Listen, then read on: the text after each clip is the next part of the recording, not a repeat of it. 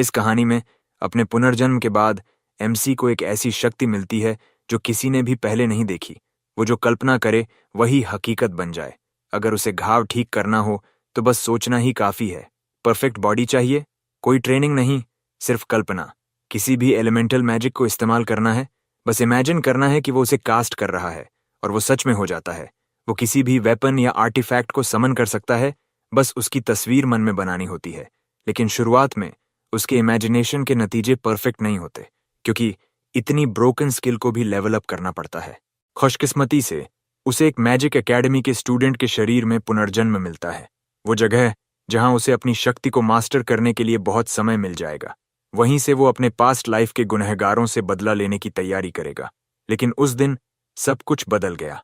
अचानक दुनिया भर में अजीब गेट्स खुल गए जो मिस्टीरियस डंजन्स की ओर जाते थे, और उन डंजन्स से भयानक मॉन्स्टर्स निकल पड़े। इंसानियत बेबस थी और सिर्फ वही लोग जिनमें मैजिकल एबिलिटीज जाग चुकी थीं इन क्रीचर्स को रोक पाए। ऐसे लोगों में से कुछ थे गोल्डन सीकर्स, दुनिया के सबसे शक्तिशाली योद्धाओं का समूह।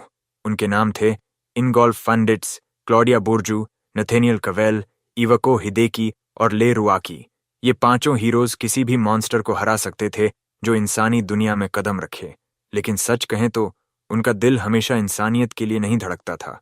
एक सिविलियन जब एक मॉन्स्टर से घिर जाता है तो इनगोल्फ क्लॉडिया को विक्टिम्स की मदद करने का आदेश देता है, बट वो ठंडी नजरों से कहती है कि उसे परवाह नहीं। जैसे ही मॉन्स्टर उस आदमी को पकड़ने वाला होता है, अचानक एक जबरदस्त किक उसके चेहरे पर पड़ती है। वो कोई और नहीं बल्कि मिसाटो कियो था, गोल्डन सीकर्स का लीडर और सबसे ताकतवर सदस्य। वो मुस्कुराते हुए कहता है कि बाकी मॉन्स्टर्स को वो खुद संभाल लेगा, और फिर बिजली की तरह छलांग लगाकर हाथ में चमकता एनर्जी ब्लास्ट बनाता है, और अगले ही पल वो मॉन्स्टर्स के बीच से ऐसे गुजरता है जैसे कोई मानव हथियार हर एक को मिटा देता है। उसके साथी सिर्फ दंग रह जाते हैं, क्योंकि मिसाटो की ताकत किसी इंसान जैसी नहीं लगती। कहना गलत नहीं होगा, मिसाटो तो अब मानव की सीमाओं से परे जा चुका था। उसके पास टाइम मैजिक था, वो भविष्य देख सकता था, और उसे पहले से पता होता था कि मॉन्स्टर क्या करने वाला है। कुछ ही मिनटों में सड़कों पर पड़ी मॉन्स्टर की लाशें चमकने लगती हैं, और मिसाटो आखिरी मॉन्स्टर का सामना करता है। वो भी गिर जाता है। आखिरकार मिसाटो चैन की सांस लेता है। शहर फिर से सुरक्षित है। वो गेट को सील करने बढ़ता है ताकि और कोई मॉन्स्टर बाहर ना आए। लेकिन तभी एक धमाका, उसकी खुद की बनाई सील उसे ही पीछे धकेल देती है और वो डंजन के अंदर फंस जाता है। बाहर उसके पांचों साथी बिना किसी चिंता के उसे देखते रहते हैं। वो सील के पास जाकर चिल्लाता है, क्या तुम सब इसमें शामिल थे? क्यों किया तुमने ऐसा? जवाब सबको पता था, क्योंकि मिसाटो की दूसरों की सुरक्षा के लिए जुनून ने उनकी जान को खतरे में डालना शुरू कर दिया था। जबकि वो लेवल 100 का टाइम मैजिक मॉन्स्टर बन चुका था, बाकी टीम अब बस पैसा और ताकत चाहती थी। तू बहुत आगे निकल गया मिसाटो, उनमें से एक हंसते हुए कहता है। अब हमें रोक नहीं सकता। वो सब उसे वहीं छोड़कर हंसते हुए चले जाते हैं। मिसाटो दीवार पर मुक्के मारता है, मुझे बाहर निकालो, लेकिन कोई पीछे मुड़कर नहीं देखता। उसकी आंखों में हैरानी और दर्द का सैलाब है। मैंने तो बस दुनिया की रक्षा की थी, यही इनाम है मेरा? वो समझ ही नहीं पाता कि उसके अपने साथी ऐसे क्यों हो गए। लेकिन सोचने का वक्त नहीं। डंजन के अंदर के मॉन्स्टर्स अब उसकी मौजूदगी महसूस कर चुके थे। वे भूखे दरिंदों की तरह उसकी ओर बढ़ते हैं। मिसाटो अपनी फ्यूचर विजन एक्टिवेट करता है। हर संभव भविष्य देखने की कोशिश करता है जहां वो बच सके, लेकिन हर विजन मौत पर खत्म होती है। कोई रास्ता नहीं। उसका भविष्य अब मिट चुका था। पर मिसाटो हारने वालों में से नहीं था। उसकी मुट्ठियां सुनहरी रोशनी से चमक उठीं। अगर यही अंत है तो मैं इसे खुद लिखूंगा। वो दहाड़ते हुए मॉन्स्टर की भीड़ की ओर दौड़ पड़ा। हर वार में गुस्सा, हर पंच में विश्वास। उसकी गोल्डन फिस्ट ने अंधेरे को चीर दिया। शायद वो मरने वाला था, पर उसने भविष्य को चुनौती दी, और वहीं से उसकी नई कहानी शुरू होती है। आखिर में भले ही उसने सैकड़ों मॉन्स्टर्स को हरा दिया था, लेकिन हजारों अब भी उसकी ओर बढ़ रहे थे। जमीन पर घुटनों के बल बैठा, अपने ही खून में डूबा मिसाटो समझ गया, अब उसके पास कोई रास्ता नहीं बचा सिवाय मौत को स्वीकारने के। मगर मरने से पहले वो चाहता था कि ये कहानी यहीं खत्म न हो। अगर मैं गिर भी जाऊं तो भी मेरा अंत नहीं होगा। मॉन्स्टर्स उसके ऊपर टूट पड़ते हैं, और उसी क्षण वो अपना टाइम एट्रीब्यूट मैजिक सक्रिय करता है, अपने शरीर में ऊर्जा भरते हुए एक ही लक्ष्य के साथ, पुनर्जन्म लेना और पहले से भी अधिक शक्तिशाली बनना। उसका गुस्सा और निराशा लहरों की तरह भीतर उठता है। मैं लौटूंगा और सब कुछ जला दूंगा। वो अपने चारों ओर सुनहरी रोशनी फैलाता है, इतनी तेज कि पूरा डंजन चमक उठता है और फिर शून्य। जब मिसाटो की आंखें दोबारा खुलती हैं तो वो खुद को एक अलग जगह, एक अलग शरीर में पाता है। उसके सामने एक हॉस्पिटल रूम है। वो उठकर आईने में देखता है, एक नौजवान चेहरा, छोटे बाल और एक नया जीवन। जैसे ही वो अपना हाथ आईने पर रखता है, वो मुस्कुराता है। सफल हुआ, मैं सच में वापस आ गया। कमरे में नई तरह की दवाइयां और उपकरण थे जिन्हें उसने पहले कभी नहीं देखा था। शायद हादसे को कई साल बीत चुके थे। उसकी एकमात्र चिंता थी, क्या बहुत देर तो नहीं हो गई? पास की टेबल पर एक स्टूडेंट आईडी रखी थी। उस कार्ड की तारीख देखकर मिसाटो की आंखें फैल गईं। 20 साल बीत चुके थे। अब उसके पास फिर से सब ढूंढने और बदला लेने के लिए समय था। उस कार्ड पर लिखा नाम था असायोस्के और उसकी मैजिक एट्रीब्यूट थी वॉइड, लेवल 1। मिसाटो हंसने लगा। किस्मत, तू अब भी मेरा साथ दे रही है। अपने पिछले जीवन में वो टाइम एट्रीब्यूट का इस्तेमाल करने वाला सबसे डरावना वॉरियर था, लेकिन जब उसने अपनी शक्ति की सीमा छू ली थी तो उसने महसूस किया टाइम मैजिक भी एब्सोल्यूट नहीं है। वो वॉइड एट्रीब्यूट की गहराई को कभी नहीं समझ पाया था, मगर अब इस शरीर में वही शक्ति थी। बेचारा लड़का, वो बुदबुदाया। शायद वो सोचता रहा कि वो कमजोर है, जबकि वो दुनिया का सबसे ताकतवर बनने की क्षमता रखता था। वॉइड एट्रीब्यूट इतनी रहस्यमयी थी कि कोई जानता ही नहीं था उसे ट्रेन कैसे किया जाए। शायद इसलिए असायोस के अब तक लेवल 1 पर था, लेकिन अब मिसाटो जानता था कि इस शक्ति को जागृत कैसे किया जाए। वो हल्के से फुसफुसाया, मैं तेरा नाम अमर कर दूंगा, असायोस्के। उसने आईने में खुद को देखा। अब वो एक टीनेजर था, लेकिन उसकी आंखों में वही दृढ़ता थी। उसने अपनी मुट्ठी भींची, मैं इस शरीर को नया जन्म दूंगा और वो सब जो मुझे धोखा दे गए उनसे हिसाब लूंगा। वुड यानी नाहिल का जादू, एक ऐसी शक्ति जो कल्पना को हकीकत में बदल देती है। हर कोई सोच सकता है, लेकिन उसे साकार करना असली चुनौती है। मिसाटो के लिए यह नया शरीर अभी घायल था, पर यही उसकी ट्रेनिंग की शुरुआत थी। उसने अपनी आंखें बंद कीं और सोचा कि उसका हाथ ठीक हो रहा है। हर एक सेल को उसने अपने मन में देखा, टूटे ऊतकों को जोड़ते हुए, जादू की चमक से भरते हुए। धीरे धीरे उसका ब्रूज्ड आर्म हील होने लगा। यह अभी सिर्फ शुरुआती स्तर था। रिकवरी की गति धीमी थी, लेकिन फिर भी यह वादा था प्रगति का। मिसाटो मुस्कुराया, यह शरीर छोटा हो सकता है, लेकिन इसकी शक्ति मेरी कल्पना जितनी विशाल होगी। वो जानता था, हर बार जब वो इस जादू का उपयोग करेगा, उसकी शक्ति बढ़ेगी, उसकी कल्पना हकीकत में बदलने लगेगी, और एक दिन जब उसका लेवल 1 शरीर असली ताकत में बदल जाएगा, तब वो लौटेगा और दुनिया उसकी वापसी को याद रखेगी। जैसे जैसे उसका लेवल बढ़ेगा, उसकी कल्पना को हकीकत में बदलने की सीमा भी बढ़ती जाएगी। धीरे धीरे वो अनेक तरह की चीजें बना सकेगा, हथियार, आर्टिफैक्ट, एलिमेंटल मैजिक, यहाँ तक कि किसी चीज की परफेक्ट रिप्रोडक्शन तक पहुंच जाएगा। जो पिक्चर उसके दिमाग में होगा वही रियलिटी में उतरेगा। सोचो ही रहो और दुनिया बदल जानी चाहिए। कितनी पावरफुल बात है ना। तभी दरवाजा अचानक खुलता है और एक डॉक्टर अंदर दौड़ता है, हैरान कि वह आखिरकार जाग गया है। मिसाडो उठने की कोशिश करता है, पर डॉक्टर उसे बैठा रहने को कहता है। तुम बेहद गंभीर रूप से घायल थे, अभी हिलना डुलना ठीक नहीं।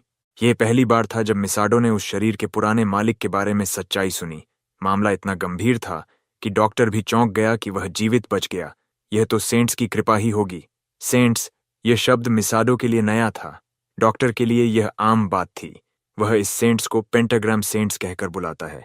मिसाडो के मन में यह नाम बार बार गूंजता है। पेंटाग्राम सेंट्स, कौन है ये लोग? पर डॉक्टर बस उसका निरीक्षण करने में लग जाता है और बाहर चला जाता है। अब मिसाडो को खुद को सुदृढ़ करने के साथ साथ यह भी समझना था कि पिछले 20 साल में दुनिया में क्या बदल गया। उसने बेड साइड की टेबल से रिमोट उठाया और न्यूज चैनल ऑन किया। किस्मत देखो, स्पेशल प्रोग्राम चल रहा था, वही एस क्लास डंजन डिजास्टर जो 20 साल पहले हुआ था। ठीक वही जानकारी जो उसे चाहिए थी। पर जैसे ही रिपोर्टर ने कल्प्रिट का नाम बताया, मिसाडो का दिल रुक सा गया। उनके शब्दों में दोषी था गोल्डन सीकर्स का लीडर, मिसाडो क्योइरो खुद। टीवी पर उसका चेहरा चिपका हुआ था और वह हिल गया। खबर में कहा जा रहा था कि उसने भविष्य देखा था, पर किसी को कुछ नहीं बताया, बल्कि वह आने वाले खौफ का फायदा उठाकर जमीन पर हुकूमत करना चाहता था। इसलिए बाकी गोल्डन सीकर्स ने मिलकर उसे रोका और अंत में उसे हराकर डंजन को सील किया, और फिर वही सदस्य खुद को बुलाने लगे पेंटाग्राम सेंट्स। यह झूठ अब दुनिया भर की कॉमन नॉलेज बन चुका था। पेंटाग्राम सेंट्स को हीरो घोषित कर दिया गया था। मिसाडो ने टीवी बंद कर दी। वो खिड़की की ओर घूरता रहा और फिर अनकंट्रोलेबल लाफ्टर से फट पड़ा। उन्होंने मेरा नाम भी चुरा लिया, मेरी इज्जत भी, और अब सब हीरो बने बैठे हैं। उसका झल्लाहट अब घुसपैठ में बदल गया। वो अब क्षमा नहीं करेगा, पर पहले शांत होना जरूरी था। अभी वह इतना वीक था कि सीधे उन पर वार करना सुइसाइड होगा। सबसे पहले उसने उस लड़के का फोन निकालकर एकेडमी ढूंढा, टोको एडवेंचरर ट्रेनिंग एकेडमी, और फिर उसे पता चला कि यह एकेडमी उसी पेंटाग्राम सेंट इवाको हिदी के नेतृत्व में थी। लगता है शुरुआत मिल गई, मिसाडो ने सोचा, पर इवाको एक सतर्क आदमी था और उनके लेवल में फर्क बहुत बड़ा था। फिलहाल उसका काम लेवल बढ़ाना और शक्ति इकट्ठा करना था। धीरे धीरे, एक एक करके कुछ हफ्ते बीत गए और आखिरकार मिसाडो पूरी तरह से ठीक हो चुका था, डिस्चार्ज होने की तैयारी में। डॉक्टर खुद यकीन नहीं कर पा रहा था कि इतनी भयानक चोटों के बावजूद उसने इतनी तेज रिकवरी कैसे कर ली। उसके मन में ख्याल आया कि शायद मिसाडो को फिर से सेंट्स का आशीर्वाद मिला है, पर तभी हमारा एमसी उसे रोक देता है। उसकी आंखों में ठंडी दृढ़ता थी। वह चाहता था कि डॉक्टर जान ले, अब तक जो कुछ भी हासिल किया है वो सिर्फ मेरी अपनी ताकत से। वो आखिरी बार डॉक्टर को अलविदा कहकर बाहर निकलता है। अब जब उसकी तैयारी पूरी हो चुकी है, वह अगले कदम के लिए तैयार है। उसका लेवल भी बढ़कर 27 तक पहुंच चुका है। अब वक्त है असली वार्म अप का, एक डंजन रन से। अस्पताल छोड़ने से पहले उसे पता चलता है कि कियोस्के का पूरा परिवार एक हादसे में मारा गया। डॉक्टर ने दुख भरे स्वर में बताया, लेकिन मिसाडो के चेहरे पर ठंडा सुकून था। कम से कम अब कोई सवाल नहीं उठाएगा, उसने मन ही मन कहा। अस्पताल से बाहर निकलते ही वो सीधे डंजन गेट की ओर बढ़ता है, अपनी पहली असली एडवेंचर की शुरुआत के लिए। उसे तेजी से लेवल अप करना है और अपनी नई एबिलिटीज को परखना है। गेट के पास वो अपना स्टूडेंट आईडी दिखाता है, लेकिन तभी गार्ड उसका हाथ पकड़ लेता है। रुको लड़के, गार्ड चिंतित था, क्योंकि यह डंजन कम से कम लेवल 30 वालों के लिए है। अकेले जाना तो प्रैक्टिकली सुइसाइड था, लेकिन मिसाडो शांत था। वह टोक्यो एडवेंचरर ट्रेनिंग एकेडमी का छात्र था, जिसे कुछ स्पेशल परमिशंस मिलती थीं। उसने पहले ही पढ़ लिया था कि एक कंसेंट फॉर्म पर साइन करने के बाद वह बिना रोक टोक अंदर जा सकता है। गार्ड मजबूरन उसे जाने देता है, लेकिन उसकी आंखों में चिंता अब भी बाकी थी। तभी कंपाउंड के दूसरी ओर से कुछ थगिश लड़के आवाज लगाते हैं, अरे गार्ड बस तेरी चिंता कर रहा है, दिल पे मत ले, तू अभी बच्चा है, एकेडमी से पास भी नहीं हुआ, अपनी औकात जान। मिसाडो उनकी तरफ एक ठंडी नजर डालता है, फिर गार्ड से पूछता है, कहाँ साइन करना है? साइन करता है और डंजन गेट की ओर बढ़ जाता है। गार्ड उसकी पीठ को देखता रहता है, फिर उन लड़कों को बुलाकर कहता है, तुम लोग भी अंदर जाओ, जरा उस बच्चे पर नजर रखना। लड़के पहले तो बहस करने लगे, हम किसी अजनबी के लिए अपनी जान नहीं देंगे, लेकिन उनके लीडर ने मुस्कुराकर कहा, रुको, शायद इससे हमारा फायदा हो। अगर डंजन के अंदर कोई उन्हें नहीं देखेगा तो वे वहां जो चाहे कर सकते हैं। उनके चेहरों पर चालाक मुस्कान फैल गई। अगर मिसाडो मर गया तो ब्लेम तो मॉन्स्टर पर ही जाएगा, उनमें से एक हंसते हुए बोला। गार्ड को कुछ पता नहीं था, ये गिरोह पहले भी ऐसे कई लोगों को मार चुका था और लूट लेकर निकल गया था। वे खुशी खुशी मिसाडो के पीछे डंजन में घुस गए, पर 10 मिनट भागने के बाद भी उसे पकड़ नहीं पाए। और यहीं से असली खेल शुरू होता है। डंजन का रास्ता सीधा था, कोई मोड़, कोई गली नहीं, इसलिए उन लड़कों का उसे खो देना लगभग असंभव था। फिर भी वे हैरान थे कि मिसाडो उनसे इतना आगे कैसे निकल गया। थोड़ी देर बाद जब वे आखिरकार उसे पकड़ पाते हैं तो सामने का नजारा देखकर दंग रह जाते हैं। मिसाडो चारों ओर से मॉन्स्टर से घिरा हुआ था। पहले तो उन्हें लगा कि अब उन्हें खुद उसे मारने की जरूरत नहीं पड़ेगी, ये मॉन्स्टर्स ही काम तमाम कर देंगे। मगर तभी मिसाडो ने हवा और आग की मैजिक को एक साथ मिलाकर कुछ ही सेकंड में उन सभी डी रैंक्ड मॉन्स्टर्स को जलाकर राख कर दिया। चारों तरफ बस राख और लूट के चमकते क्रिस्टल बचे थे।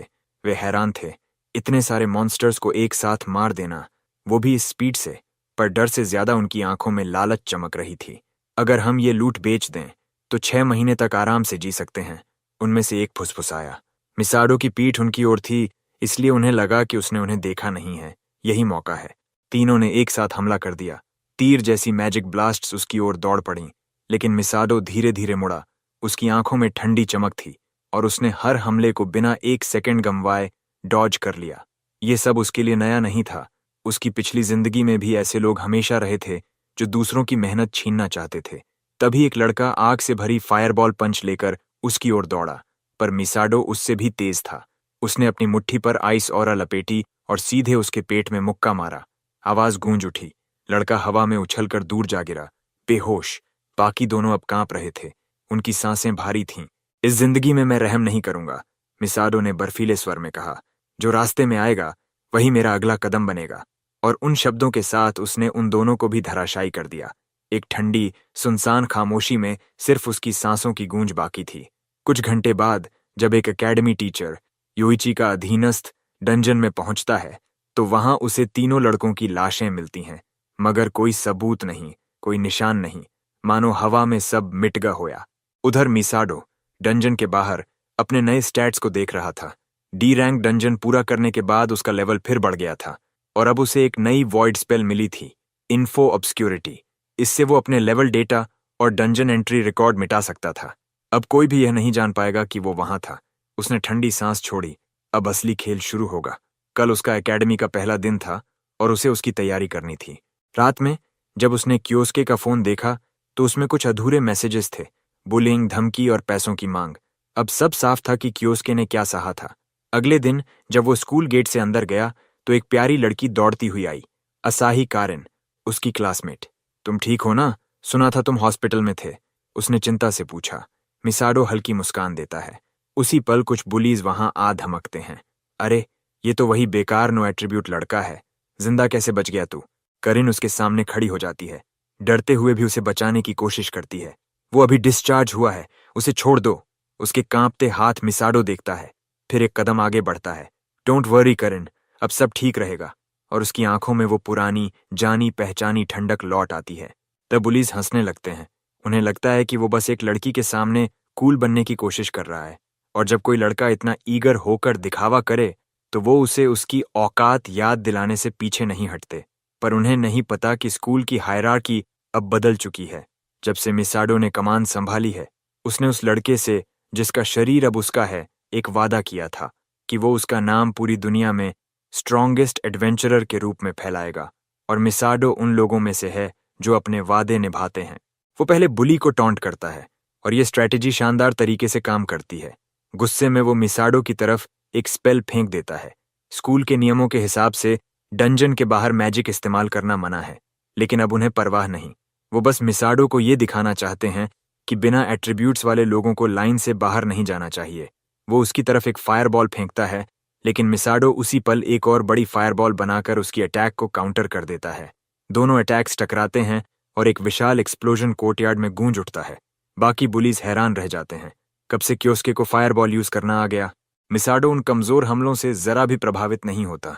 तभी बुली अपने दोस्तों पर चिल्लाता है, एनपीसीज की तरह मत खड़े रहो, कुछ तो करो। बाकी दोनों भी विंड और वाटर अटैक्स छोड़ते हैं, लेकिन मिसाडो उनके जैसे नहीं है। वो उन्हीं की टेक्निक्स, लेकिन और बड़े स्केल पर, वापस छोड़ देता है। तीनों के होश उड़ जाते हैं।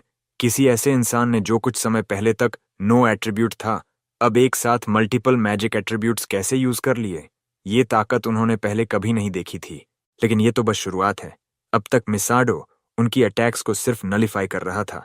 अब उसकी बारी थी हमला करने की। वो अपने पीछे एक विशाल फायरबॉल चार्ज करता है, जिसकी गर्मी और आकार देखकर ही वो तीनों डर के मारे भागने लगते हैं।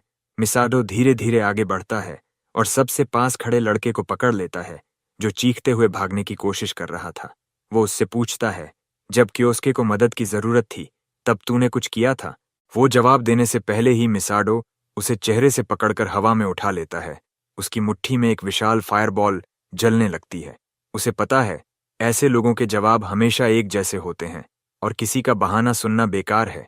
इसीलिए चाहे वो कुछ भी बोले, मिसाडो की मुट्ठी अब रुकने वाली नहीं। अगले ही पल उसका प्रहार लड़के के चेहरे पर पड़ता है। धमाके के साथ वो पीछे उड़ता हुआ कोर्टयार्ड में गिरता है, बेहोश। कैरन ये देखकर दंग रह जाती है। क्या ये वही कियोस्के है जो पहले सबका शिकार बनता था? नहीं, अब वो बदल चुका है। अब कोई भी उसे नोबडी नहीं कह पाएगा। अब वो अपने सफर की शुरुआत कर रहा है, the path to becoming the strongest adventurer. बाकी पुलिस डर के मारे अपने घायल दोस्त को उठाकर भाग निकलते हैं, अब भी शौक में कि हॉस्पिटल से लौटने के बाद कियोस्के ऐसा कैसे बन गया। मिसाडो गहरी सांस लेकर डिसअपॉइंटमेंट में कहता है, इतनी बड़ी बातें और निकला कुछ नहीं। वो कैरन के साथ स्कूल की ओर चलता है। चारों तरफ के स्टूडेंट्स कोर्टयार्ड से सब कुछ देख चुके होते हैं। उनकी नजरें अब उसी पर टिकी हैं। फुसफुसाहटें गूंजती हैं। चलते हुए मिसाडो खुद सोचने लगता है, क्या मैंने थोड़ा ज्यादा दिखावा कर दिया? तभी कोई भीड़ चीरकर उसकी तरफ बढ़ता है। एक सीनियर स्टूडेंट, योइत्सुदाई। वो कियोस्के को रोककर कुछ सवाल पूछना चाहता है। कियोस्के उसे पहचानता नहीं, पर उसकी चाल ढाल से पता चलता है कि वो अपर क्लासमैन है। वो इसे अवॉइड करने की सोचता है और कहता है, क्लास शुरू होने वाली है, बाद में बात करते हैं। लेकिन योइची इतनी आसानी से पीछे हटने वाला नहीं। वो खुद को इंट्रोड्यूस करता है। मैं बाइटिंग द कैट का लीडर हूँ, वही क्लैन जो प्रिंसिपल इवाको ने इस स्कूल के लिए बनाया है। ये सुनते ही कियोस्के का हाथ दरवाजे के हैंडल पर रुक जाता है। अब उसकी क्यूरियोसिटी जाग चुकी थी। वो हल्की मुस्कान के साथ मुड़ता है। ठीक है, बात करते हैं senior. They find a secluded जगह जहां कोई सुन न सके। वहां पहुंचते ही युइची बिना घुमाए फिराए सीधा मुद्दे पर आ जाता है। वो कियोस्के से पूछता है कि क्या वही है जिसने डी रैंक डंजन में मरे हुए एडवेंचरर्स को हराया था। आरएमसी यानी मिसाडो मासूम बनकर एक्ट करता है, पर भीतर से उसका मन उथल पुथल में है। कैसे किसी को पता चल गया? मैंने तो सब साक्ष्य मिटा दिए थे। युइची आगे बताता है कि उसने स्टाफ से सुना कि उनकी एकेडमी का एक स्टूडेंट उस डंजन में गया था। जब वह खुद जांच करने गया तो अंदर उसे उन कुख्यात क्रिमिनल्स की लाशें मिलीं जो नॉविस एडवेंचरर्स का शिकार किया करते थे। इसके ऊपर मुश्किल से 10 मिनट पहले कियोस्के ने कोर्टयार्ड में अपने क्लासमेट से मल्टीपल एट्रीब्यूट मैजिक के साथ लड़ाई की थी। सारी बातें सच थीं, लेकिन जिस तरह युइची सब पेश कर रहा था उससे साफ था कि उसे मिसाडो के असली पावर या मैजिक स्ट्रक्चर की कोई जानकारी नहीं है। उसके पास कोई ठोस प्रूफ नहीं कि वही कल्प्रिट है। युइची अचानक सख्त लहजे में बोलता है, सच बोलो कियोस्के, कब तक छुपाओगे?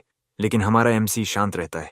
वो ठंडे स्वर में कहता है, आज सुबह मैंने बस सेल्फ डिफेंस में एक्ट किया था, बाकी जो हुआ मुझे नहीं पता।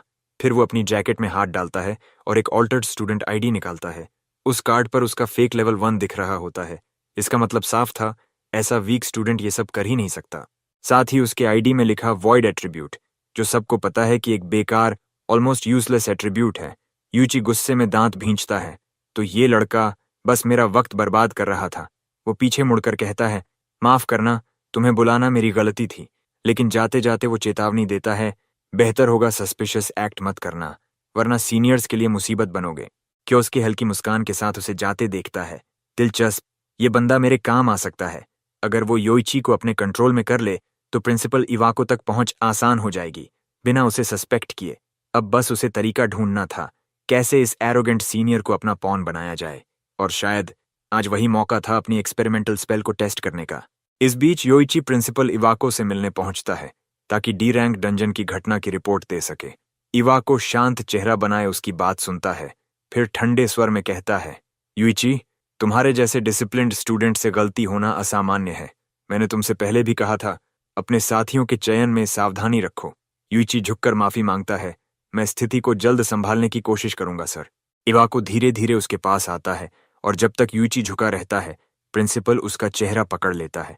अगर किसी को पता चला कि तुमने नॉविस हंटर्स के साथ मिलकर काम किया तो बदनामी मुंह तक भी पहुंचेगी, और मैं पेंटाग्राम सेंट कहलाता हूं। याद रखना, एक और गलती हुई तो तुम खत्म। युइची सिर और झुका देता है, मैं समझ गया सर। बाहर से विनम्र, भीतर से जलता हुआ।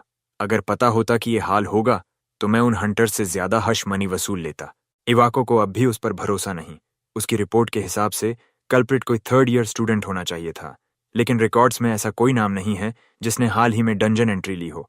शायद कोई मॉन्स्टर था जिसने उन हंटर्स को मारा, और अब योइची उसे छुपाने की कोशिश कर रहा है। प्रिंसिपल यही सोचता है, क्योंकि एकेडमी के किसी स्टूडेंट में इतनी ताकत नहीं। तभी योइची को वो वॉइड एट्रीब्यूट वाला स्टूडेंट याद आता है। वो पूछता है, क्या ये संभव है कि कोई यूनिक एट्रीब्यूट इसमें शामिल हो? इवाको जवाब देता है, संभावना तो है, लेकिन बेहद कम। योइची बस सिर हिलाता है, ठीक है, इसे मुझ पर छोड़ दें, मैं सच्चाई ढूंढ निकालूंगा।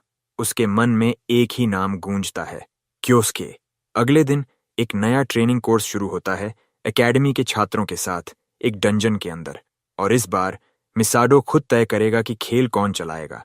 सभी छात्र अपनी मैजिक अनलीस्ट करते हैं, मॉन्स्टर पर एक के बाद एक जादू बरसाते हैं। लेकिन कुछ मॉन्स्टर इतने शक्तिशाली होते हैं कि वे उछलकर सीधे छात्रों पर हमला करने लगते हैं।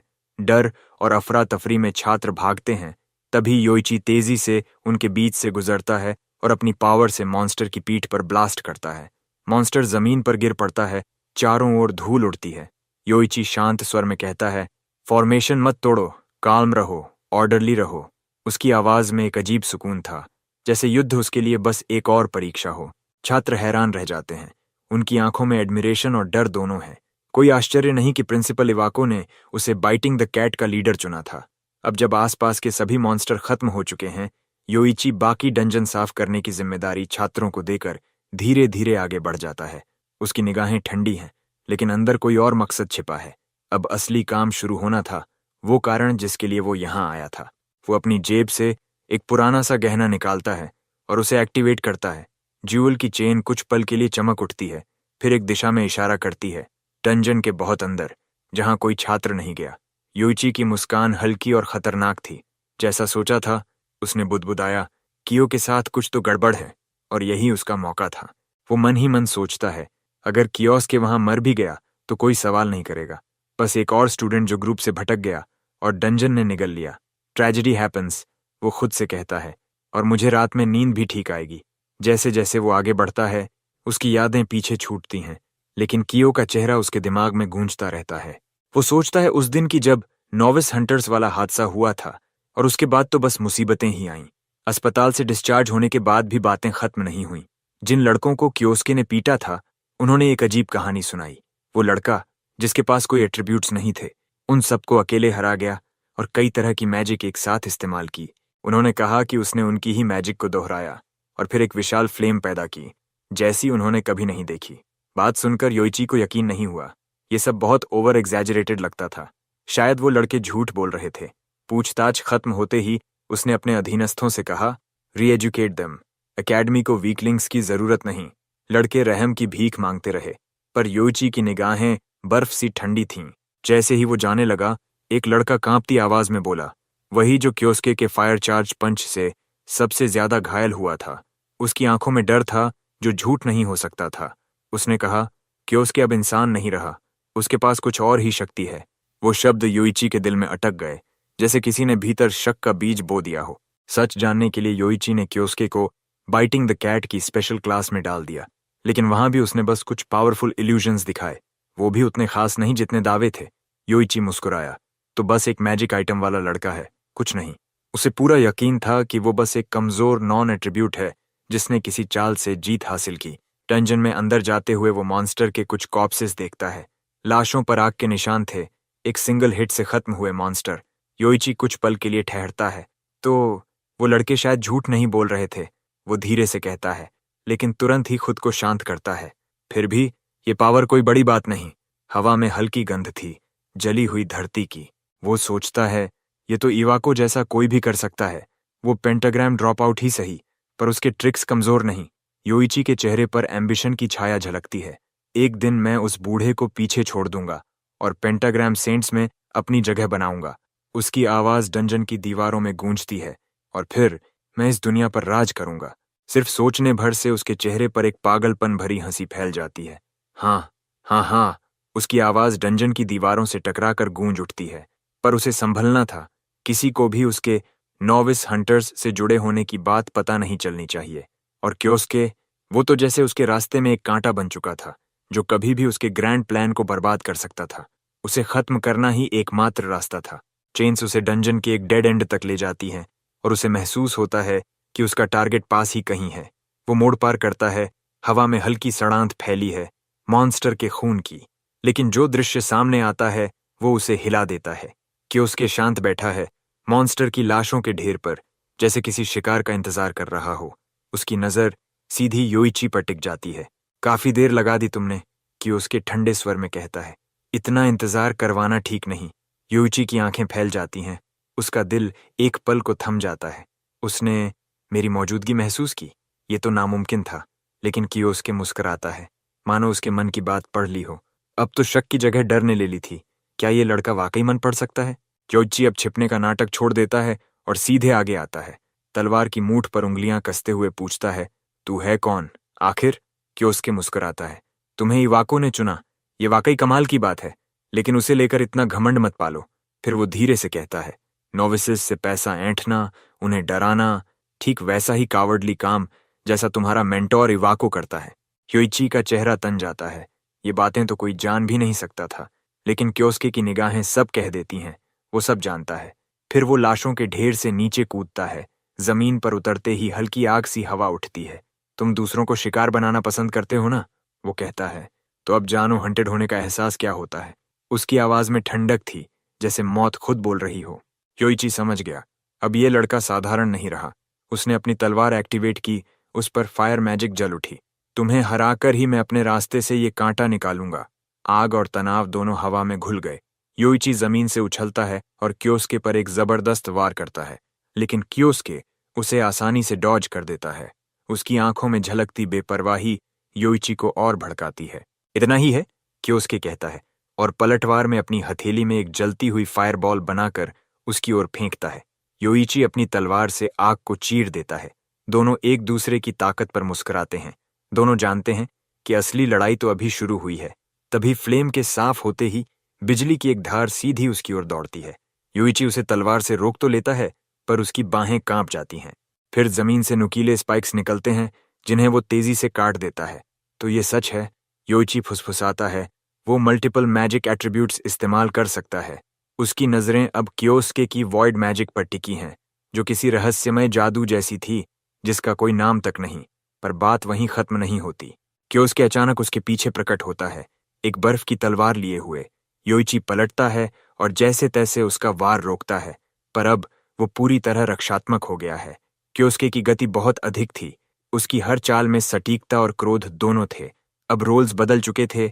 शिकारी खुद शिकार बन गया था। योइची के चेहरे पर इरिटेशन साफ झलकने लगी।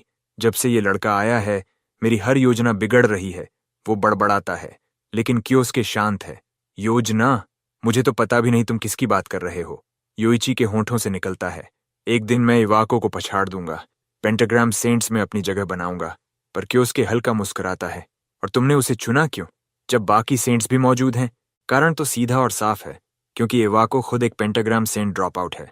अगर योइची का प्लान खुद एक पेंटाग्राम सेंट बनने का है, तो सबसे कमजोर वाले को निशाना बनाना ही समझदारी है। और एक बार जब वो उनमें से एक बन गया, तब वो दुनिया पर राज करने का अधिकार पा जाएगा। लेकिन क्योस्के को ये सुनकर जरा भी इंप्रेस नहीं होता। उसे लगा था कि शायद योइची ने इवाको को पहले ही टारगेट कर लिया होगा, पर अब लग रहा है कि ये सीनियर तो बस एक दयनीय महत्वाकांक्षा में डूबा हुआ है। उसके लिए चिंता करने की कोई जरूरत नहीं, क्योंकि ऐसा बेमकसद इंसान कभी उसका इवाको किलर का सपना नहीं छीन सकता। योइची ये बेइज्जती बर्दाश्त नहीं कर पाता, और गुस्से में भरे जोश के साथ वो क्योस्के पर टूट पड़ता है। दोनों की तलवारें टकराती हैं, चिंगारियां उड़ती हैं, और हवा में बिजली सी गूंज उठती है। योइची का मकसद सिर्फ एक है, ताकत, पैसा और औरतें। वो चाहता है ऐसी शक्ति जिसके आगे चाहे जितने लोगों को रौंद दे, कोई उसे कुछ कह न सके। अगर वो पेंटाग्राम सेंट बन गया, तो वो जो चाहे कर सकेगा। शायद वो सेंट टेस की कमजोरी भी पकड़ ले, और फिर उसे भी अपना बना ले। क्योस्के अब ऊब चुका है इस पावर हंग्री आदमी की बकवास सुनकर। वो फैसला करता है, अब ये लड़ाई हमेशा के लिए खत्म करनी होगी। एक तेज सोर्ड फ्लिक से वो योइची को हवा में उछाल देता है। झटका इतना जबरदस्त होता है कि योइची की तलवार चकनाचूर हो जाती है, और उसकी बेमतलब की बकवास ने क्योस्के को वो वक्त दे दिया जिसकी उसे जरूरत थी, अपना स्पेशल वॉइड स्पेल तैयार करने के लिए। योइची डर के मारे पीछे हटता है, लेकिन क्योस्के उसके करीब आता है और ठंडे लहजे में कहता है, डांस। फिर वो अपना हाथ योइची के चेहरे के पास लाकर एब्सोल्यूट हिप्नोसिस कास्ट करता है। ये वो जादू है जो पहले शिकार की आत्मा तोड़ता है, फिर उसकी पूरी इच्छा पर कब्जा कर लेता है। पल भर में योइची की आंखें खाली हो जाती हैं। वो जॉम्बी की तरह उठ खड़ा होता है। जादू काम कर गया। अब योइची पूरी तरह क्योस्के के कंट्रोल में है। वो उसे आदेश देता है, अब जाकर क्लास के लिए डंजन मिशन पूरा करो, बाद में मैं बताऊंगा आगे क्या करना है। फिर मुस्कुराते हुए कहता है, और हाँ, अपनी नॉर्मल टोन में बात करो, ये रोबोटिक वॉइस सूट नहीं करती। अब योइची वैसा ही लगता है जैसे पहले, पर भीतर से वो अब क्योस्के की कठपुतली है। क्योस्के जैसे ही आगे बढ़ता है, उसके चेहरे पर एक शैतानी मुस्कान उभरती है। तभी कैरन उसे ढूंढते हुए मिलती है। वो चिंतित थी, क्योंकि वो अचानक बिना कुछ कहे गायब हो गया था। क्योस्के मुस्कुराकर कहता है कि वो बस योइची से कुछ बात करने गया था। कैरन हैरान होती है। उसे तो पता भी नहीं था कि ये दोनों इतने करीब हैं। वो पूछती है कि उन्होंने क्या बात की। क्योस्के नरम लहजे में कहता है, हमने सपनों को सच करने की बात की थी, और हाँ, उनमें से एक सपना तो अभी अभी पूरा भी हो गया। तभी ग्रुप के बाकी स्टूडेंट्स डंजन से निकलते दिखते हैं। स्पेशल क्लास खत्म होने वाली है। कैरन कहती है, चलो अब वापस चलते हैं। क्योस्के सिर हिलाता है। सब कुछ उसी के प्लान के मुताबिक चल रहा है। अब उसके पास वो प्यादा है जिस पर इवाको को शक तक नहीं होगा। उधर योइची लौटता है अपनी इन्वेस्टिगेशन रिपोर्ट लेकर। वो इवाको को बताता है कि जो स्टूडेंट नोविस हंटर्स पर हमला करने वाला था, वो दरअसल एक यूनिक एट्रीब्यूट वाला स्टूडेंट है, ठीक जैसे उसने अंदाजा लगाया था। उसका नाम है सयोस्के। वो फर्स्ट ईयर है और उसके पास वॉइड एट्रीब्यूट है।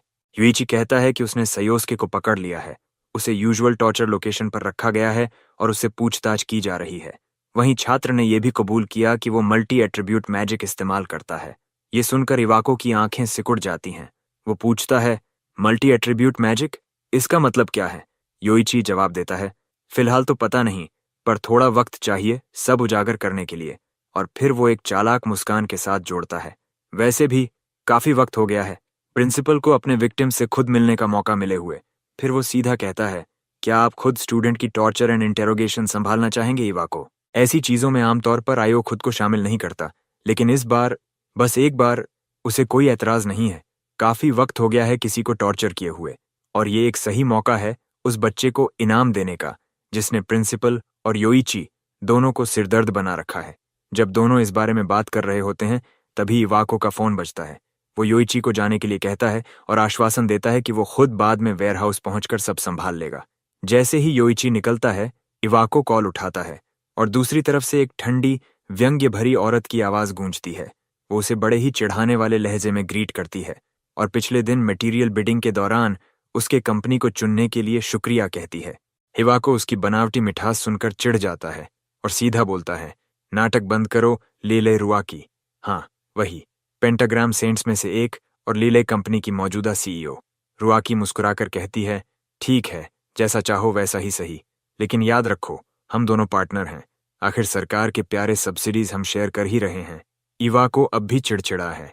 वो बात खत्म करने की कोशिश करता है, कहता है कि वो अभी बिजी है और किसी और दिन बात कर लेंगे। लेकिन रुआकी हंसते हुए पूछती है, तुम्हारे जैसे इंसान को अब क्या बिजनेस है? एक अकादमी का रूलर बनकर तो जेबें अपने आप भरती हैं, है ना? इवाको थोड़ा झल्लाकर जवाब देता है कि वो कियो और उसके वॉइड एट्रीब्यूट के बारे में काम कर रहा है। ये सुनकर रुआकी की दिलचस्पी बढ़ जाती है। वो कहती है, वॉइड एट्रीब्यूट? वो तो बेकार माना जाता है। तुम्हें ऐसे फेलियर में क्या दिलचस्पी? इवाको मानता है कि वॉइड ज्यादा कीमती नहीं, लेकिन जोड़ता है, फिर भी ये एक यूनिक एट्रीब्यूट है, कुछ भी हो सकता है। रुआकी के लहजे में हल्की व्यंग्यता लौटती है। अच्छा, तो अब भी मसाडो और उसके टाइम एट्रीब्यूट मैजिक का भूत पीछा नहीं छोड़ रहा? इवाको का चेहरा तमतमा उठता है। वो चीख पड़ता है, इतनी जोर से कि रुआकी को फोन कान से हटाना पड़ता है। उसके लिए क्विचिरो मसादो नाम सुनना अब भी जले पर नमक डालने जैसा है। लेकिन रुआकी जानती है उसे दोष नहीं दिया जा सकता, क्योंकि जैसे ही मसाडो ने टाइम एट्रीब्यूट पावर जगाई थी, एडवेंचरर्स की ताकत का पूरा संतुलन उलट गया था। रुआकी अब और कुछ नहीं कहती। वो ठंडी आवाज में बोलती है, ठीक है, आइयो, फिर मिलते हैं। कॉल खत्म होते ही इवाको फोन को मेज पर पटक देता है। वो औरत उसे हमेशा खून खौलाने पर मजबूर कर देती है और उसका पुराना लीडर मसादो, बस उसका नाम सुनना भी उसके लिए जहर है। अब गुस्सा उबल रहा है और उसे निकालने के लिए वक्त भी सही है। इवाको निकल पड़ता है जंगल के बीचों बीच बने एक पुराने वेयरहाउस की ओर, जहां वो और योइची अपने तरीकों से विक्टिम्स की पूछताछ करते हैं। चलते हुए वो सोचता है, इस बार किस तरीके से टॉर्चर किया जाए? सैकड़ों तरीके दिमाग में घूम रहे हैं। मसाडो पर अपना गुस्सा वो नहीं उतार सका, तो अब सब कियोस्के पर उतारेगा। वो जैसे ही भारी दरवाजे खोलता है, अंदर सिर्फ सन्नाटा है। न कियोस्के दिखता है न योइची। उसे समझ नहीं आता क्या हो रहा है। तभी पीछे से हवा चीरती हुई तलवार की आवाज आती है। योइची है। उसकी तलवार सीधी इवाको के चेहरे की तरफ, लेकिन इवाको बिना पलटे सिर्फ 2 उंगलियों से तलवार थाम लेता है। मूर्ख, वो बड़बड़ाता है, क्या सच में सोच लिया था कि ये हमला मुझ पर काम करेगा? उसके हाथ में जादुई ऊर्जा चमकने लगती है। योइची को सबक सिखाने का वक्त आ गया था। मसादो का नाम सुनकर जो आग जली थी, अब वो बेकाबू ज्वाला बन गई थी। वो योइची को मैजिकल चेन्स में बांध देता है, उसे उल्टा लटका देता है और फिर एक जोरदार किक मारता है, जिससे योइची जमीन पर गिरकर दर्द से कराह उठता है। स्पष्ट है, योइची ने बहुत बड़ी गलती कर दी। ताकत के अंतर को नजरअंदाज कर दिया। अब इवाको उसे तोड़ देगा, शरीर से नहीं, आत्मा से। लेकिन तभी पीछे से एक ठंडी सख्त आवाज गूंजती है, अब भी वही मूर्ख इंसान बने बैठे हो इवाको। इवाको मुड़ता है और देखता है कियोस्के को, जो शांति से वेयरहाउस के अंधेरे कोने से बाहर आता है। उसके चेहरे पर न हाव भाव हैं, न डर, सिर्फ तिरस्कार। वो कहता है, तुम वही हो जो मजबूतों के आगे रेंगते हो और कमजोरों को कुचलते हो। बूढ़े हो गए, पर लालच और मूर्खता वही पुरानी। एया को अब भी समझ नहीं पा रहा कि वो किससे बात कर रहा है। वो कियोस्के को चेतावनी देता है, तुम्हें पता भी है तुम किससे बात कर रहे हो? मैं इस एकेडमी का प्रिंसिपल हूं। लेकिन कियोस्के उसकी बात काट देता है। उसकी आंखों में हल्की ठंडक और घृणा झलकती है। वो कहता है, प्रिंसिपल? अगर कोई है जिसने खुद को अपनी सेल्फिश इच्छाओं से बर्बाद किया है, तो वो तुम हो, इवाको। ये सुनते ही इवाको का चेहरा गुस्से से तमतमा उठता है।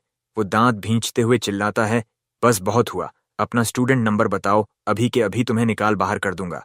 लेकिन क्योस्के बस हल्की मुस्कान देता है, जैसे किसी लंबे इंतजार का जवाब मिल गया हो। वो सोचता है, इतनी मेहनत, इतने साल, अब वक्त आ गया है कि हम दोनों आमने सामने बात करें। इवाको अब भी नहीं पहचान पा रहा कि सामने कौन खड़ा है, लेकिन अब उसका इरादा पक्का है, इस नालायक को सबक सिखाना ही पड़ेगा। वो तुरंत अपने एडवांस्ड अर्थ एट्रीब्यूट मैजिक को सक्रिय करता है। जमीन कांप उठती है और भारी पत्थरों से बना एक विशाल मुक्का हवा में उठता है। देखता हूं, अब बचकर दिखाओ। मुक्का सीधा कियोस्के की ओर उछलता है। आम हालात में किसी भी छात्र के लिए यह बचना नामुमकिन होता, पर कियोस्के तो हिलता तक नहीं। अगले ही पल जबरदस्त धमाका होता है। पूरा वेयरहाउस हिल उठता है और इवाको जोर से हंसने लगता है। हाँ हाँ, यही अंजाम होता है जब कोई नालायक छात्र अपने शिक्षक को चुनौती देता है। धुआं छोड़ता है, जगह जगह दरारें, टूटी दीवारें और मलबा, लेकिन कोई लाश नहीं। इवाको के माथे पर पसीना आता है। कहीं ज्यादा तो नहीं हो गया? अब नया टॉर्चर रूम ढूंढना पड़ेगा। वो मुड़कर जाने ही वाला होता है कि सामने से कदमों की आहट आती है। कियोस्क के मलबे के बीच से निकलता है। उसके कपड़े तक नहीं फटे, चेहरे पर वही ठंडी मुस्कान। मैं तो बस बात करने आया था, वायलेंस के लिए नहीं। इवाको के चेहरे पर डर और हैरानी साथ साथ झलकती है। असंभव, मेरी एडवांस मैजिक को झेल गया। इतिहास में ऐसा कोई छात्र कभी नहीं हुआ। अब वो सिर्फ हैरान नहीं, गुस्से से पागल है। वो गरजता है, तू है कौन? बोल। कियोस्क मुस्कुराता है, इतना सब होने के बाद भी नहीं पहचाना? इवाको और चिढ़ जाता है, नाटक बंद करो, अपना नाम बताओ, वरना। कियोस्क फिर शांत आवाज में कहता है, सच में भूल गए मुझे, तुम्हारे पुराने साथी मसाडो को? बस नाम सुनते ही इवाको का चेहरा फक पड़ जाता है। वो पीछे हटता है। नहीं, ये मजाक है। मसाडो तो मर चुका है, हमने उसे खुद सील किया था। उसका दिमाग भागने लगता है। ये बस कोई स्टूडेंट होगा जिसने मासाडो के बारे में खबर देखी होगी, नाटक कर रहा है। हाँ, यही सही है। लेकिन कियोस्के की नजरों में वही चमक है, वही चाल, वही लहजा जो सिर्फ मसाडो का था। इवाको फिर जादू चार्ज करता है। हवा में विंड मैजिक और जमीन से अर्थ मैजिक घूमने लगती है। अगर तू आगे बढ़ा तो राख कर दूंगा। कियोस्के बस आह भरता है, अब भी वही आदमी हो जो सिर्फ वही मानता है जो उसके लिए आसान हो। इवाको चिल्लाता है और अपना हमला छोड़ देता है। एक विशाल मैजिक ब्लास्ट उसकी हथेली से निकलती है। कियोस्के अपनी जगह से हिलता नहीं, सिर्फ हाथ उठाता है और अपनी फायर मैजिक से उस ब्लास्ट को एक ही झटके में मिटा देता है। हवा थम जाती है, दोनों स्पेल्स टकराकर हवा में ही गायब हो जाते हैं और इवाको वहीं खड़ा स्तब्ध रह जाता है। नहीं, ये तो वही टेक्निक है। वो याद करता है, 20 साल पहले गेट डिजास्टर के दौरान मसाडो ने आखिरी मॉन्स्टर को इसी तरीके से हराया था। अब कोई शक नहीं रह गया, सामने जो खड़ा है वो सचमुच कुइचिरो मसाडो है। वो आदमी जो मरा हुआ माना गया था, आज उसके सामने खड़ा है, बदले की आग लिए। इवाको घुटनों पर गिर जाता है। यादें तैरने लगती हैं, सील किया हुआ डंजन, वो अंतिम चीखें और वो पक्का यकीन कि मसाडो अब कभी वापस नहीं आएगा। लेकिन लगता है वो लौट आया है। कियोस्के ने शांत स्वर में उसे यकीन दिलाया कि वो सच में सील किया गया था, फंसा हुआ था और उसे निराशा की गहराइयों में फेंक दिया गया था। आखिरकार इवाट मान लेता है कि उसके सामने खड़ा ये सच में मसाटो ही है। छात्र हल्की मुस्कान के साथ अपने प्रिंसिपल के पास आता है, जैसे उसे खुशी हो कि इवाको ने आखिरकार उसे पहचान लिया। इवाको इतना सदमे में है कि दोबारा पूछता है, क्या तुम सच में मरे हुए मसाटो कुचिरो हो? लेकिन प्रिंसिपल जवाब का इंतजार नहीं करता और फिर से हमला करने के लिए उठ खड़ा होता है। उसे यकीन ही नहीं होता कि ये सच में मिसादो है, वो आदमी जो 20 साल पहले मर चुका था। अगर वो अब यहाँ है तो इसका मतलब वो किसी तरह इस दुनिया में वापस लौट आया है। इवाको एक और स्पेल चार्ज करने लगता है, इस बार पूरी ताकत से, ताकि कियोस्के को हमेशा के लिए गिरा सके। वो हवा के जादू से बने कई अटैक फायर करता है, लेकिन कियोस्के आसानी से पीछे हटता है और हर वार को बिना किसी परेशानी के चकमा देता है। पर आयो रुकता नहीं, वो एक विशाल रॉक फिस्ट बनाकर उसके ऊपर गिरा देता है। कियोस्के फिर भी बिना घबराए शांत चेहरे के साथ उस वार से बच निकलता है। अब इवाको का गुस्सा चरम पर है। उसे यकीन नहीं हो रहा कि एक छोटा सा लड़का उसकी हर अटैक से बच जा रहा है, वो भी बिना पसीना बहाए। ये अब सिर्फ लड़ाई नहीं रही, ये उसके प्राइड की बात बन चुकी है। कभी वो गोल्डन सीकर के समय एक नॉन कम्बैटेंट था और आज तक बाकी पेंटाग्राम सेंट्स उसका मजाक उड़ाते थे कि वो कितना कावर्ड हुआ करता था, लेकिन उसने उनके तानों को कभी खुद पर हावी नहीं होने दिया। वो बार बार साबित कर चुका था कि वो कमजोर नहीं है, और अब वो कुछ ऐसा दिखाने वाला था जो उसके असली पावर को सामने लाएगा। इवाको दोनों हाथ उठाता है, हवा और धरती की जादुई ऊर्जा को अपने चारों ओर इकट्ठा करता है। चारों तरफ अंधकार फैल जाता है और जादू की लहरें उसके शरीर के चारों ओर घूमने लगती हैं। ये वो सीक्रेट टेक्निक थी जिस पर उसने 20 साल तक मेहनत की थी। हवा और पत्थर के टुकड़े उसके आसपास घूमते हैं, एक विनाशकारी जादू का रूप लेते हुए। ये उसका ड्यूअल मैजिक था, हवा और धरती का एक साथ उपयोग। जैसे ही स्पेल पूरा होता है, वो उसे पूरी ताकत से क्योंस्के की ओर फेंक देता है। हवा और धरती की कई शक्तिशाली लहरें उसकी हथेली से निकलती हैं, हवा को चीरती हुई सीधे जमीन पर गिरती है, और फिर एक विशाल विस्फोट। पूरा क्षेत्र धूल और जादुई ऊर्जा में घिर जाता है। जब तूफान थमता है, इवाको थका हुआ सा सांस लेता है। ये उसका सबसे ताकतवर जादू था और उसे कास्ट करने में लगभग सारी एनर्जी लग गई थी। धूल धीरे धीरे बैठती है और कहीं भी क्योंस्के का कोई निशान नहीं दिखता। लगता है इस बार इवाको सच में जीत गया है। वो जोर से हंस पड़ता है। हाँ, आखिरकार मैंने महान मसाटो कुइचिरो को खुद हरा दिया। वो उस प्रिज्यूमेबली डेड आदमी का मजाक उड़ाता है। क्या तुम सच में सोचते थे कि 20 साल बाद भी मैं वहीं डरपोक रहूंगा? तुम्हारा टाइम एट्रीब्यूट चाहे जितना भी मजबूत हो, वो सब अब पास्ट है। अब मैं हूं जो ऊपर खड़ा हूं। वो याद करता है जब गोल्डन सीकर्स लड़ते थे और दुनिया बचाते थे, तब वो बस छिपकर लूट इकट्ठा करता था। पर वो सब 2 दशक पुरानी बात है। अब वो पहले जैसा नहीं रहा। वो मिसादो का मजाक उड़ाते हुए कहता है कि 20 साल बाद हर किसी की ताकत बढ़ती है। ये तो नेचर का रूल है। और अब जब उसने कोइचिरो को गिरा दिया है, बाकी पेंटाग्राम सेंट्स अब उसे कमजोर नहीं कह पाएंगे। अब उसकी बारी है द ट्रू स्ट्रॉन्गेस्ट कहलाने की। तभी एक आवाज उसकी बकवास को बीच में काटती है। तुम बोल चुके? धूल के बीच से कियोस्के बाहर आता है, पूरी तरह अनहार्म्ड। वो बस अपने कपड़ों से मिट्टी झाड़ता है और शांत खड़ा हो जाता है। इतने अटैक झेलने के बाद भी उसके शरीर पर एक भी खरोंच नहीं। कियोस्के हल्का सा मुस्कुराता है। कम से कम तुम्हारी मैजिक अब पहले से काफी मजबूत हुई है। ये तो एक हीरो से उम्मीद थी। फिर उसकी आंखें ठंडी हो जाती हैं। अब जब तुम्हारा खेल खत्म हो गया, इवाको, मेरी बारी है। इस बार मैं भी अपनी एंगर नहीं रोकूंगा। इवाको को आखिरकार समझ आ जाता है कि उनके बीच ताकत का कितना बड़ा फर्क है, और उसे एहसास होता है कि जिसके सामने वो खड़ा है वो इंसान नहीं बल्कि एक मॉन्स्टर है। लेकिन अब वो पीछे नहीं हट सकता, खासकर तब जब उसने इतनी मेहनत से यहां तक पहुंचा है। वो मसाडो को आने और अपनी मेहनत से बनाई हर चीज बर्बाद करने नहीं देगा। इवाको लगातार हमला करता रहता है, एक और अर्थ फिस्ट बनाकर क्योस्के को पकड़ने की कोशिश करता है, लेकिन आरएमसी उसी दोहराए गए अटैक पर कोई रिएक्शन नहीं देता। हाथ नीचे गिरता है और क्योस्के को कसकर जकड़ लेता है, लेकिन वो आसानी से उस अर्थ मैजिक को पानी से घोल देता है। एक बार फिर पूरी लड़ाई इवाको की बेकार कोशिशों में बदल जाती है, जबकि क्योस्के बस शांत खड़ा होकर इंतजार करता है कि वो खुद थक जाए। उसके कोई भी अटैक एमसी को गिरा नहीं सकते। अब वो सिर्फ अपनी एनर्जी और समय दोनों बर्बाद कर रहा है। इसके बावजूद भी इवाको लगातार जादू की बरसात करता रहता है, और क्योंकि हर बार बिना किसी मेहनत के डॉज और काउंटर कर देता है। अब तो इवाको बस डर के मारे ऐसा कर रहा है ताकि क्योंस्के पास ना आ सके, लेकिन क्योंस्के अब तंग आ चुका है। वो एक साफ अटैक से सारे मैजिक को अपने रास्ते से हटा देता है। फिर एक और विंड स्पेल छोड़ता है जो इवाको को पीछे धकेल देती है, और वो जाकर एक पेड़ से टकराता है। इसके पहले कि बूढ़ा आदमी उठ पाए कि उसके सामने पहुंच चुका होता है। उसकी मुट्ठी अब फायर से लिपटी हुई होती है और वो उसे गिराने के लिए तैयार है। हिविको, समझते हुए कि अब भागने की कोई जगह नहीं, डर के मारे कांपता हुआ क्योस्के के सामने झुक जाता है और माफी मांगने लगता है। क्योस्के थोड़ी देर के लिए अपना फायर फिस्ट रोक देता है, जबकि इवाको सिर झुकाकर गिड़गिड़ाता रहता है। वो 20 साल पुरानी बातों के लिए माफी मांगता है, अपनी जान की भीख मांगता है। ऊपर से वो पछतावा दिखा रहा है, लेकिन अंदर ही अंदर वो क्योस्के की दया और नरमी का फायदा उठाने की कोशिश कर रहा है ताकि किसी तरह जिंदा बच जाए। क्योस्के बस ठंडे स्वर में कहता है, शट अप। वो बूढ़े आदमी की चालों को साफ देख सकता है।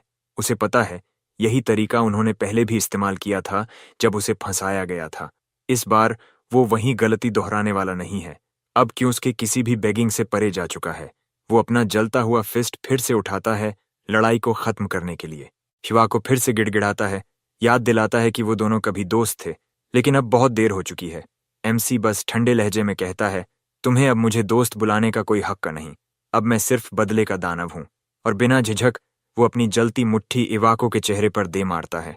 फिर लगातार कई तीव्र वार करता है, उसे बुरी तरह पीटता है, जब तक वो बेहोशी के कगार पर नहीं पहुंच जाता। जैसे ही इवाको की चेतना धुंधली पड़ने लगती है, उसे एहसास होता है कि उसे कभी मसादो क्विचिरो से उलझना ही नहीं चाहिए था, कि उसके एक आखिरी शक्तिशाली पंच मारता है, जिससे वो आदमी पीछे उड़ता हुआ गिरता है और पूरी तरह बेहोश हो जाता है। इतने क्रूर पिटाई के बाद भी कि उसके उसे मारता नहीं, क्योंकि उसके पास अभी कुछ सवाल बाकी हैं। लेकिन अभी नहीं, क्योंकि इवाको पूरी तरह बेहोश है, बोलने की हालत में नहीं। कुछ देर बाद इवाको होश में आता है और देखता है कि क्योंसके उसके ऊपर खड़ा है। वो डर के मारे चीखता है, पीछे कूदता है और फिर से जान की भीख मांगने लगता है। क्योंसके उसे शांत रहने को कहता है और यकीन दिलाता है कि अभी उसकी मौत नहीं होगी, लेकिन बदले में उसे कुछ सवालों के जवाब देने होंगे। क्योंसके उसकी जेब से फोन निकालता है। उसे सबसे पहले जानकारी चाहिए पेंटाग्राम सेंट लेवाकी के बारे में। इवाको फोन छीनने की कोशिश करता है, लेकिन क्योंसके उसे दूर रखता है। वो कॉल लॉग्स चेक करता है और हिस्ट्री के मुताबिक उसने आज ही लेई से बात की थी। कि उसके सख्त लहजे में पूछता है कि वो दोनों क्या बात कर रहे थे। मौत के डर से कांपता हुआ इवाको सच बता देता है कि लेई 3 दिन में जापान आने वाली है और उसी को लेकर वो बात कर रही थी। क्यों उसके इस जानकारी पर हल्का मुस्कुराता है। 3 दिन बाद उसका एक टारगेट खुद उसके पास आने वाला है। अब सब कुछ आसान हो गया है और उसे अपने अगले कदम का साफ अंदाजा मिल जाता है। वो फोन वापस इवाको की ओर फेंकता है और आदेश देता है, लेई के साथ सामान्य व्यवहार करना, लेकिन मेरी आइडेंटिटी के बारे में एक शब्द भी मत बोलना। क्योंसके ने इवाको के दिल पर एक स्पेशल स्पेल लगाया था जब वो बेहोश था।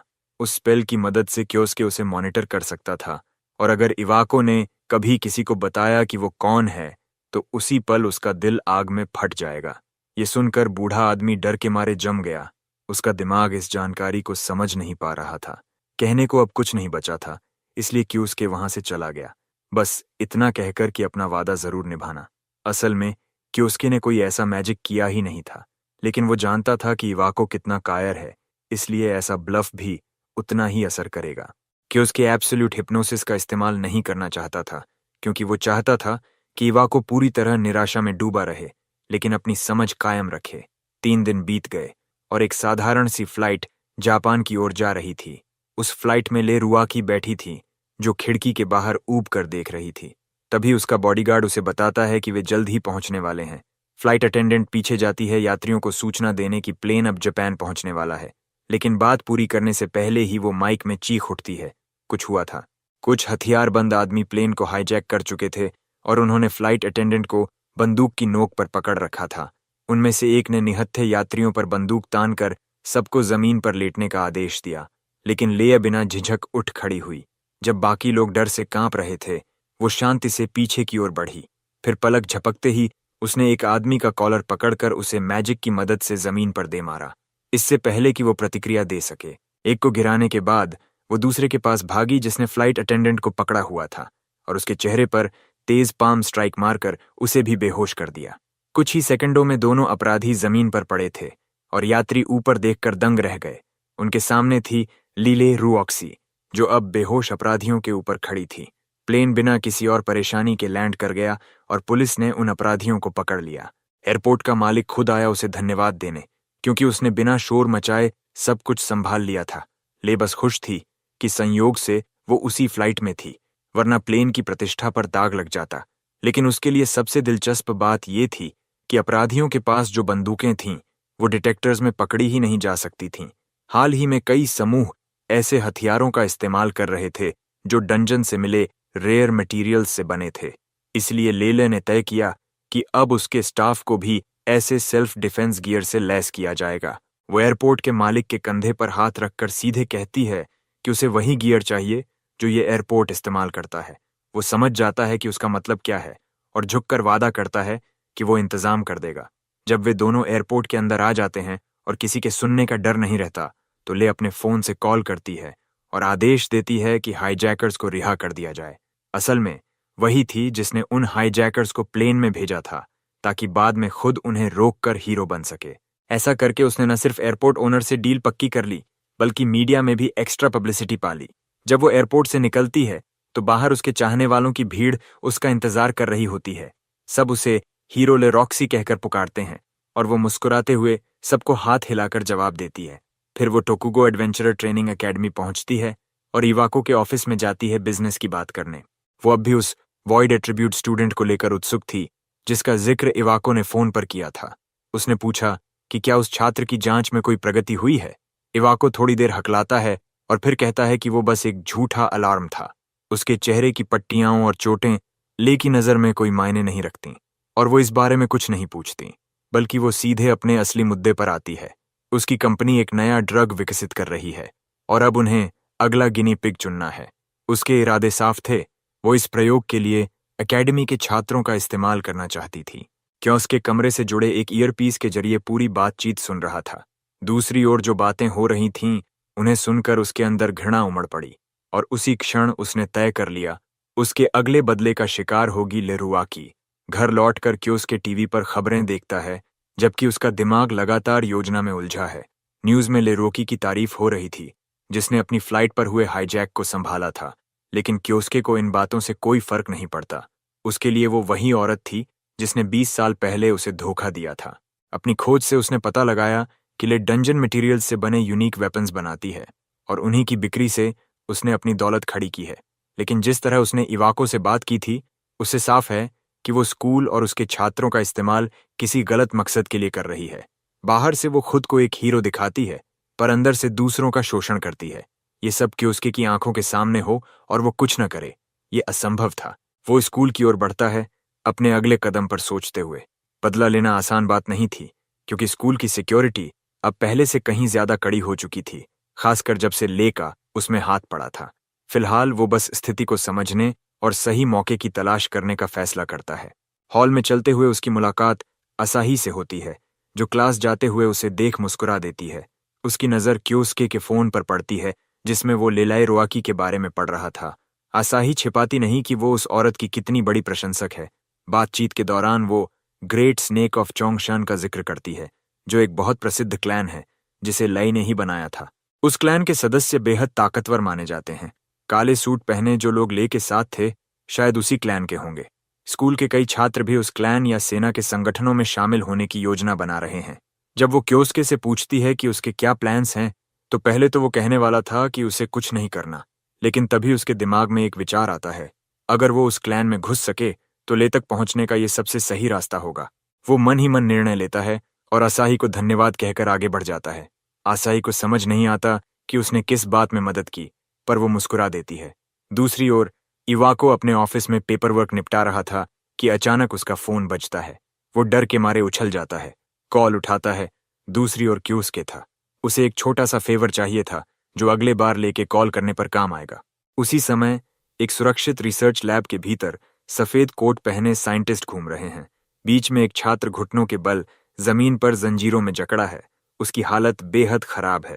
दरवाजा खुलता है और अंदर आती है ले रॉक्सी, चेहरे पर एक ठंडी मुस्कान के साथ। वो ताने मारते हुए पूछती है, कैसा लग रहा है? छात्र रोते हुए कहता है कि वो इस अजीब दवा को इंजेक्ट करना बंद करे, वरना उसकी मौत हो जाएगी। ले रॉक्सी उसे लात मारकर गिरा देती है और ठंडी आवाज में कहती है, रोना बंद करो। अगर दवा सफल हुई तो तुम और मजबूत बनोगे। बस हमारे लिए थोड़ा और लैब रैट बने रहो।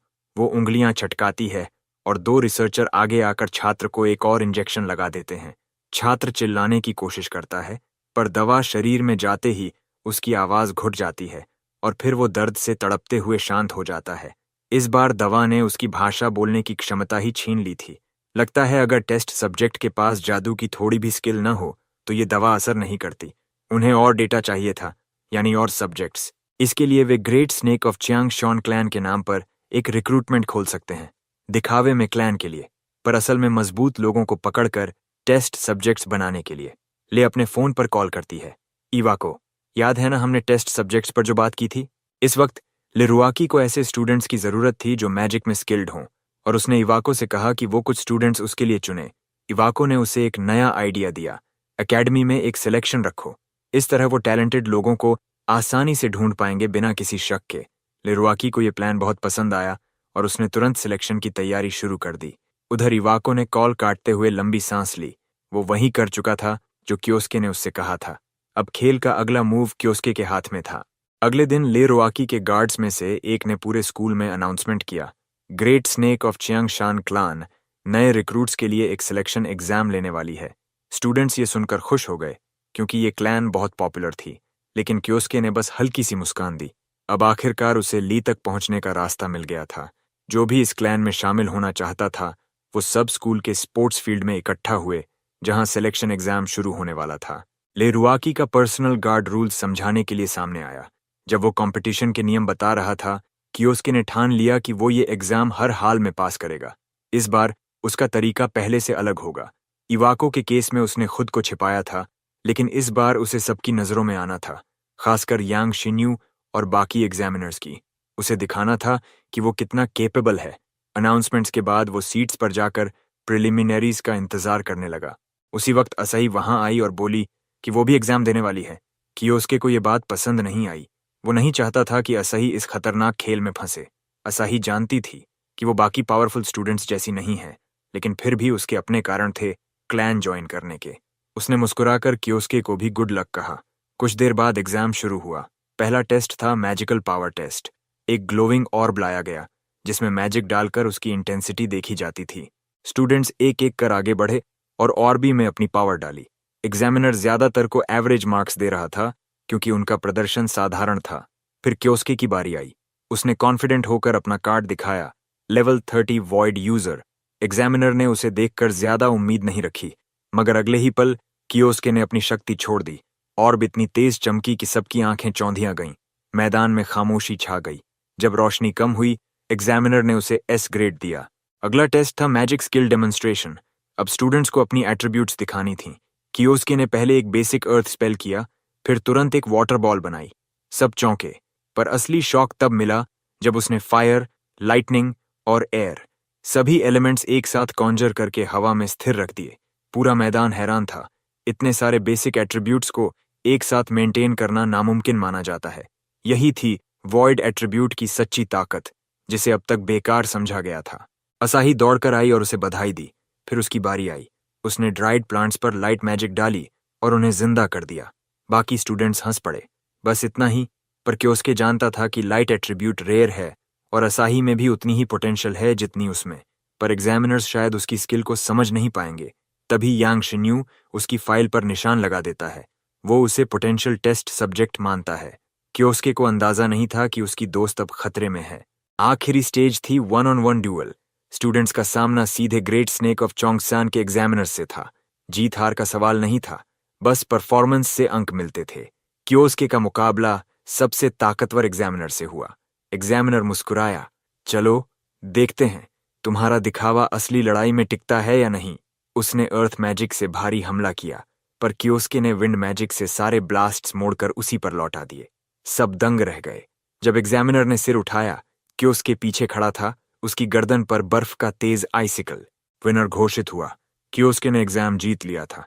यांग शिन्यू को यकीन नहीं हो रहा था कि कोई स्टूडेंट उसकी क्लैन के एग्जामिनर को हरा सकता है। उसी रात उसने लीले रोकी को कॉल किया और पूरी रिपोर्ट दी।